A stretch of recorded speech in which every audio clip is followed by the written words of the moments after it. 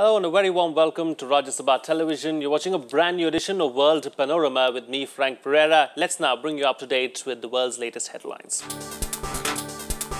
After bilateral meetings earlier in the week, SAARC nations pin hopes on Prime Minister Narendra Modi. Leaders and media optimistic after the meetings hope that peace will be restored in the neighborhood. Landslide victory for former Egyptian Army Chief Abdel Fattah al-Sisi in the presidential elections. Sisi wins over 93% of the votes cast. Low turnout, however, threatens to deprive him of a strong mandate that he needs to fix the economy. Two Indian Americans create history by winning the Scripps National Spelling Bee. Sriram Hathwar and Ansun Sujoy declared co-champions after a riveting final round duel. Badminton World Federation pleased and satisfied with Badminton Association of India. BAI receives a pat on the back for successfully conducting the Thomas and Uber Cups in Delhi. While outlining the regional diplomatic vision of Prime Minister Narendra Modi, the new External Affairs Minister Sushma Swaraj said that he has a vision for friendly cooperation with each of the SAARC countries. Modi's invitation to the leaders is indicative of the government's intent and commitment to build cordial, friendly and inclusive ties with the countries of South Asia. But what did our neighbours think of the move? Let's find out.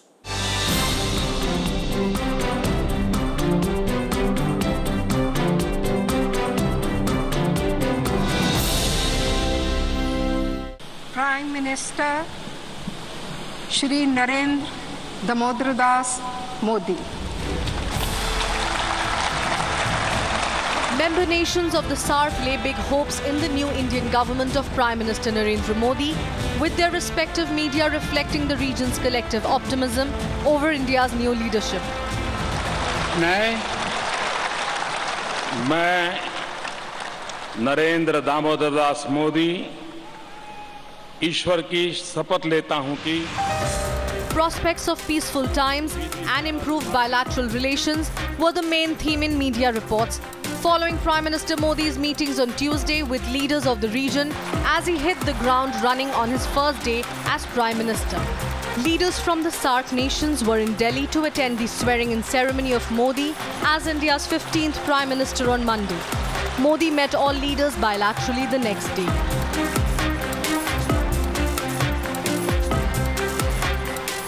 Although the visit was essentially a ceremonial occasion where Pakistan together with other SAARC countries participated in the spirit of SAARC fraternity, the actual result and outcome was much better than we had expected.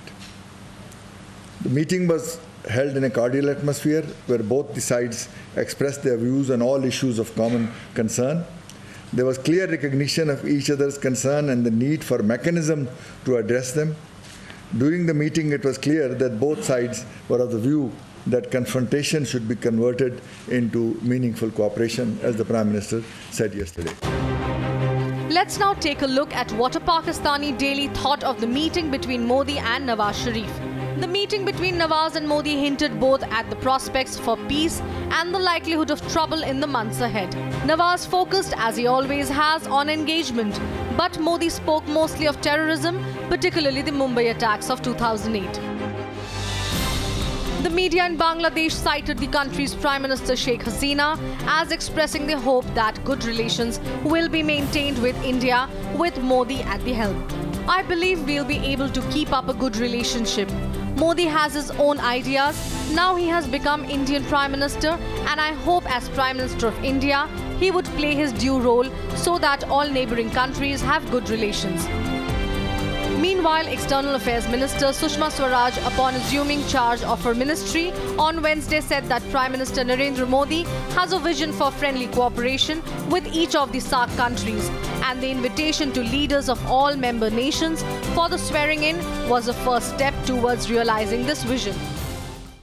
मेरी प्राथमिकताएं पूरे विश्व में भारत की ताकत को, यानी जो स्ट्रेंथ से हमारी ताकत का मतलब मैं फिजिकल स्ट्रेंथ से नहीं कह रही, जो स्ट्रेंथ से हमारी उनको रखना और पूरे विश्व के देशों के साथ भारत के संबंध बहुत अच्छे करना। और इसमें सबसे पहले आते हैं पड़ोसी देश, जिनसे शुरुआत कल हो चुकी है।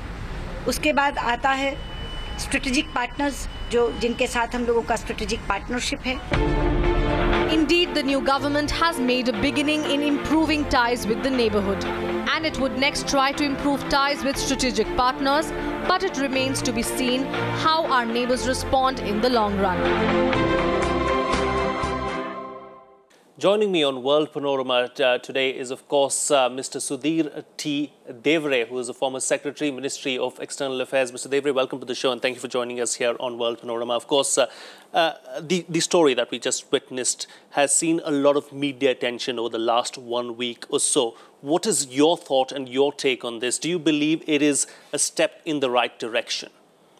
I think it was an extraordinary development because the out-of-box invitation from Prime Minister Modi to the heads of government and state of South Asia, I think it came as a pleasant surprise to them. And they all responded. 8 of them came to Delhi. Incidentally, all of them are democracies, and as it has been said, they joined us in the celebration of our democracy. So all that, I think, augurs well. I believe that they are also looking for the same objective as we are. And what we just now saw on the frames, that they are seeking peace and prosperity and stability in the region, because most of them are also plagued with a lot of issues of peace and security. We all know about Pakistan, Afghanistan. Things in Nepal are also not settled. Sri Lanka is relatively better that way off, but still has problems. Bangladesh has major difficulties with respect to its own internal situation. So I think in this invitation, they found an opportunity to share their ideas, their thoughts with Prime Minister. They felt quite assured. I think we just saw the Foreign Minister's statement about reiterating India's commitment to its good relations with the neighbors in South Asia. After all, it is the foremost aspect of our foreign policy. Now, taking off from what you just said, of course, talking about how many of these countries, our neighbors, are facing some kind of an internal problem as such. Keeping that in mind, what kind of a role do you see India playing going forward? Well, stability and peace and continuity of its policies makes a big difference on them because it means a lot to them. Are we going to see India playing a far more active role than it has in the past? You see, actually relations with some of our neighbors, even leaving Pakistan aside, but with Bangladesh, with Sri Lanka, even with Maldives, have been somehow got bogged down. There has been a kind of a plateau in our relationship now on some issue or the other. We don't have enough time to go into those. But I think a new approach, perhaps a more bold and dynamic thinking on our part, taking some of our states which are having now serious reservations about certain policy approaches to our South Asian neighbors, which need to be resolved. I think they are looking forward to this. Our neighbors are now hoping that the issues which have not been resolved over the past few years perhaps could now find solution. And that could mark a new beginning in our relationship. The media, of course, in some of our neighboring countries also have been extremely optimistic of these meetings, these bilateral talks that took place between Modi and the heads of state of several of these countries. Now, is the media jumping the gun, or does the media believe that indeed there is something good going to happen in the near future? Well, I see that in the the reports which came out after the meetings, very specific issues have also been mentioned and outlined, though the time of the meetings was very short. So I think if some of these priority issues are immediately addressed as our bilateral relations progress, then we can really see progress on ground in a few weeks or few months' time. And that could be, I think, a very good starting point for warmer and better relations with our neighbors. You spoke about some of the states, of course, having their reservations about a couple of gentlemen from particular countries coming down here to India. Let's talk about, of course, Mr. Rajapaksa. Now, several of the parties from Tamil Nadu had placed forth their objections, saying that he should not be allowed on Indian soil. And also the Shiv Sena had a few apprehensions about Mr. Nawaz Sharif coming down to India. Were you happy with the way the entire situation was dealt with? Because let's not forget, these matters of bilateral ties between countries should be dealt with at the national level and not at the state level. Precisely. You see, our political parties have their own thoughts, their own agenda, their own reservation as a result of that.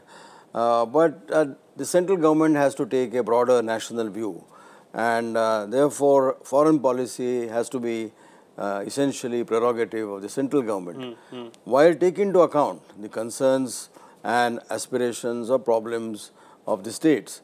I think a very judicious balance has to be struck, and also this calls for greater perhaps dialogue between the center as well as the states. All that has to be gone into now, because some of the concerns of state departments are, genuine, but it doesn't mean that the process of foreign relations should get bogged down as a result of that. So you cannot really have what they call as federalism in foreign policy in a country like India. Indeed, indeed, of course. And let's now talk about India on the whole. India is the biggest of all of these countries, of course. Somewhere down the line, are you going, do you see a problem arising from some of our neighbors saying, you know what, India is playing big brother here, we need to be a little careful and a little wary about India? Do you see that coming up sometime in the future? Well, that concern has been voiced by or reflected in the views of our neighbors from time to time. But as I said, regionalism is important. In a way, I think we are also giving an indirect signal to China that, in South Asia, India assumes responsibility for good relations with its neighbors, because this is an area to which 8 of us belong, and I think we have a common future here, a common destiny. And as other powers in the world come to South Asia, India will do more, and India therefore assume its primary role in terms of stability, peace and growth in South Asia. You see, in Asia Pacific today, things are deteriorating. There are lots of problems among countries of the region. Yes. At that time, at this time, when India can show that it assumes a role of responsibility in South Asia, where the primary objective is to safeguard peace, I think we will be really doing, not just for us, but for this whole entire region, a great service. You did mention China, of course, and I did want to speak to you about China as well. Do you think China is wary at the moment, is closely monitoring everything that's happening? Because China, let's not forget, Li Keqiang immediately called Narendra Modi and spoke to him for a good 20 minutes. So clearly, of course, China also wants to be in the thick of things as far as India's foreign policy is concerned. No. China and India has multifaceted relations. China's Prime Minister called our Prime Minister to felicitate first, and also inform him that he was sending his Foreign Minister for discussions. I see reports that China's President, he has been invited during the course of the conversation between our Prime Minister and Prime Minister Li Keqiang. So we have several outstanding issues. At the same time, we have a very large and voluminous relationship, especially in the economic field. We want that economic engagement to be further enhanced, simultaneously dealing with the border issues. So China has its own interest here, but China also wants to deal with India, and therefore this is a kind of a diplomatic normal conversation, and we should now build on this further. Another point I would think is, as India, assumes a greater role in the community of nations around the world. Now we are a member of the BRICS. Yes. The conference of BRICS will be held in a few weeks' time, which in Brazil, which our Prime Minister, I suppose, will be addressing. Similarly, we are members of G20. Yes. Now, as India's standing in these global fora increases, it is imperative that our own neighborhood of South Asia is peaceful and stable, and therefore India will be recognized as a major entity, as a power, only when its own neighborhood is secure and peace. So I think in that longer and wider sense, we have additional responsibility and role we should always think of.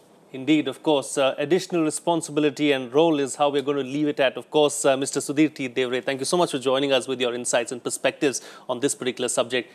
Enjoyed having you here on the show. Thank you. Well, on that note, of course, we'll slip into a short break right now. But up next, we'll tell you all about the presidential elections in Egypt. Stay tuned. We'll be right back.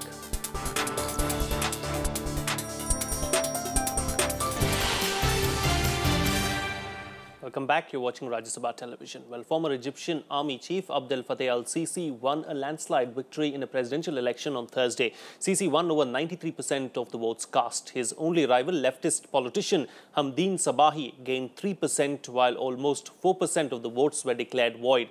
A low turnout, however, threatened to deprive him of the strong mandate he needs to fix the economy and face down an Islamist insurgency. Here's a report.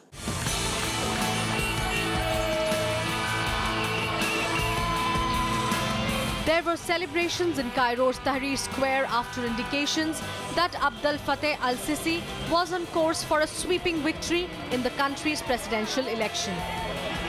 Hundreds of people gathered in Tahrir Square waving flags and dancing after early counting suggested that Sisi would easily defeat his only rival, leftist Hamdeen Sabahi. Sisi captured 91.8% of votes cast in 50% of polling stations. His only rival, leftist politician Hamdeen Sabahi, gained 3.4%, while 4.8% of votes were declared void. Fireworks erupted in Cairo when Sisi's results began to emerge. His supporters waved Egyptian flags and sounded car horns on the crowded streets of the capital. About 1,000 people gathered in Tahrir Square, the symbolic heart of the popular uprising that toppled Hosni Mubarak in 2011. And raised hopes of a democracy free of influence from the military.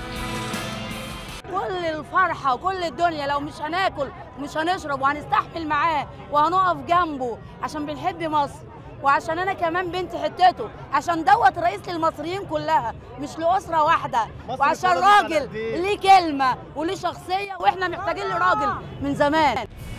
Egyptians hoped that Sisi would deliver on several of the promises that he has made. طلباتنا مش لينا، احنا عدينا السنين اللي هي يعني فاتت. اما بالنسبه لاولادنا مستنين لاولادنا، مستنين منه الخير، وهو اساسا يعني اساسه ابن منطقتنا، احنا من الجماليه ومرتاحين له نفسيا ومواليد من منطقه واحده. The former military intelligence chief, however, may not have the popular mandate needed to restore healthy growth to the economy, ease poverty and unemployment, and end costly energy subsidies in the most populous Arab nation. Turnout was 44.4% of Egypt's 54 million voters. That would be less than the 40 million votes or 80% of the electorate that Sisi had called for last week.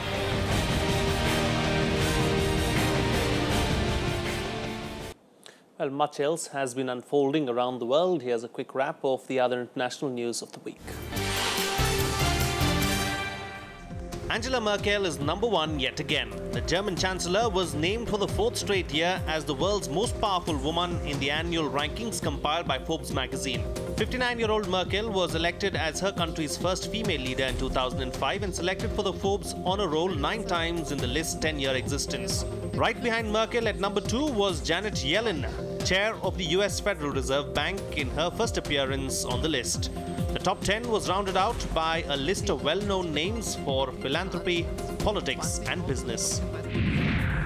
The Major Mahsood faction has walked out, resulting in the first major rift in the Pakistani Taliban ranks since 2007, when the umbrella group was first formed, stating the group leader's un-Islamic tactics as the reason behind it. Analysts have said that the split, which came after over a month of infighting in which dozens of fighters from the Tehreek-e-Taliban Pakistan were killed, might help advance peace talks with the government.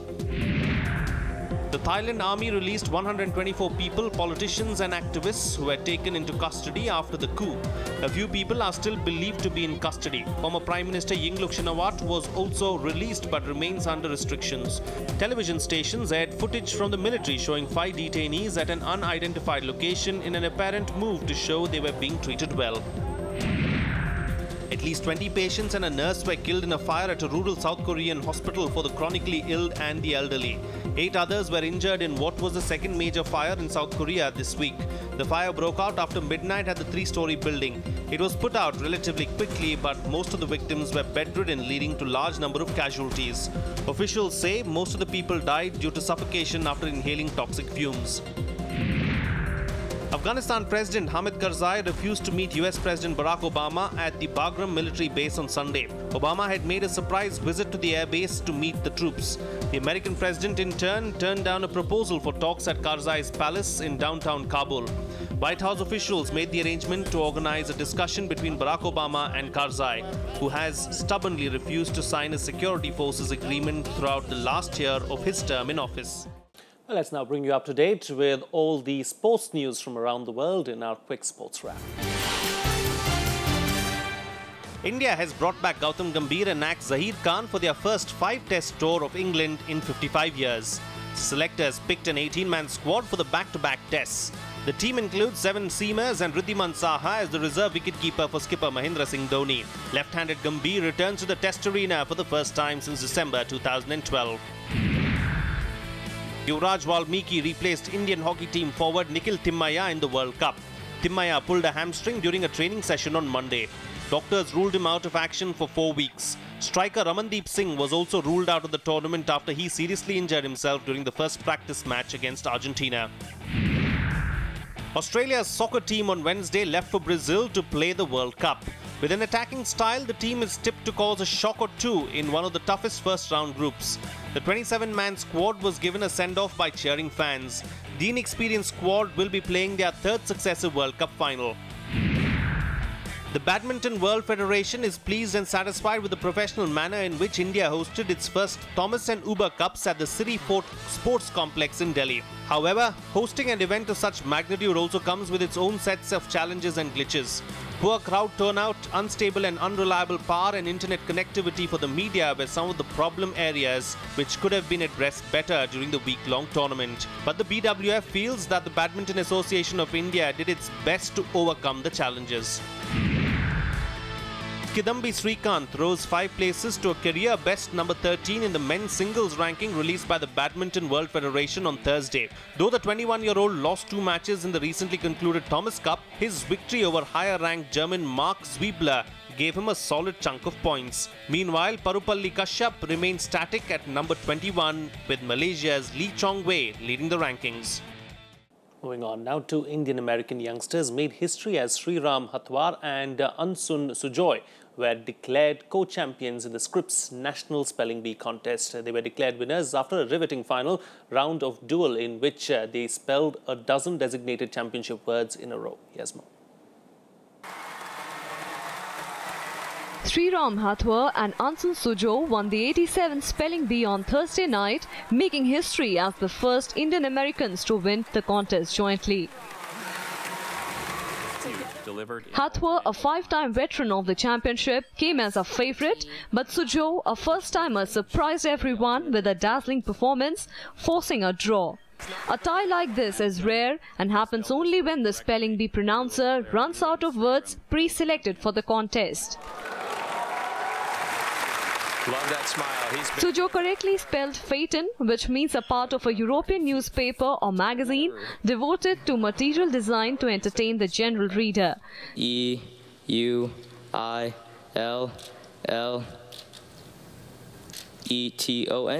Correct. The last word of Hathwar was Stichomythia. Stichomythia. S-T-I-C-H-O-M-Y-T-H-I-A. Stichomythia. Correct. He gave Anson that one opening earlier. The bee is open to students of up to the 8th grade. Indian Americans have dominated this and other such contests, including the geographic bee, winning them repeatedly, making many wonder if they will ever give up. On your sleeve, your collar, your pant legs, everywhere. Sujo shared the trophy and a $30,000 scholarship with Sriram Hathwar. The last co-champions were in 1962. Before that, joint winners were declared in 1950 and 1957. Last year's winner, New York middle schooler Arvind Mahankali, was the 6th Indian American in a row to take the title. Well, 340 people, mostly Rotarians, set 2 world records. The first one was for the most people ever to climb the Sydney Harbour Bridge, and the second, an official Guinness Book of World record of 219 people flying international flags simultaneously. I'm going to leave you with these visuals. Enjoy, and I'll see you again, same time, same place next week. Until then, bye-bye.